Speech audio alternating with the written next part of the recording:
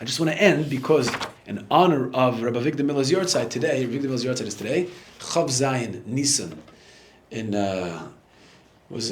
2001, 24 years ago, when he passed away. I remember it was literally right before my Zman. I was learning a Pesach at the time in Yeshiva, right before I went back to Yeshiva for the summer Zman. And it was his Levaya. I went to the Levaya in Ocean Parkway. It's a big Levaya. I remember I was very moved. I listened to Reb Simcha Bunim Cohn's Hesped, his grandson-in-law. Very moving Hesped. Made a strong Rosham on me.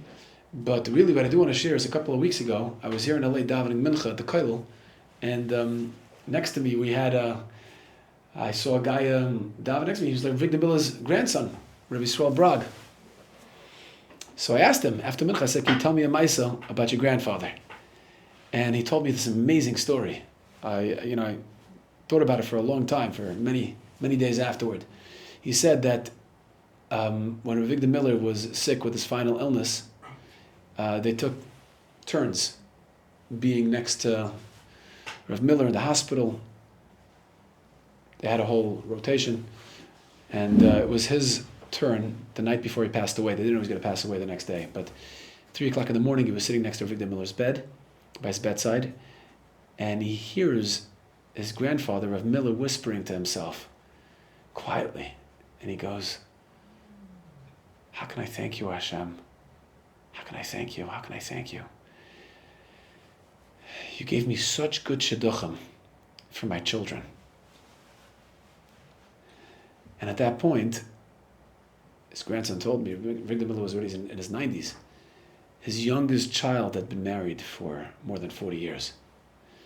So the last night of his life, what kept Avigdor Miller awake was Ma'ashiv la Hashem kol tagmoloi uloi. How can I ever thank Hashem? That's what kept him awake at night. I just thought it was an amazing, amazing story. That gratitude has no expiration date. That's what he taught us. That gratitude has no expiration date. You can go back, just like in the English language, there's the word resentment, right? Resentment is usually used in a negative context, right? Resentment comes from the words re-sentiment, right? You want to re-experience a feeling. Usually when somebody hurts you, it's easy. 10 years later, you're still re-experiencing the feeling of resentment. Like resentment, right? You're imagining it, and you're thinking about it, and you're obsessed with it, right?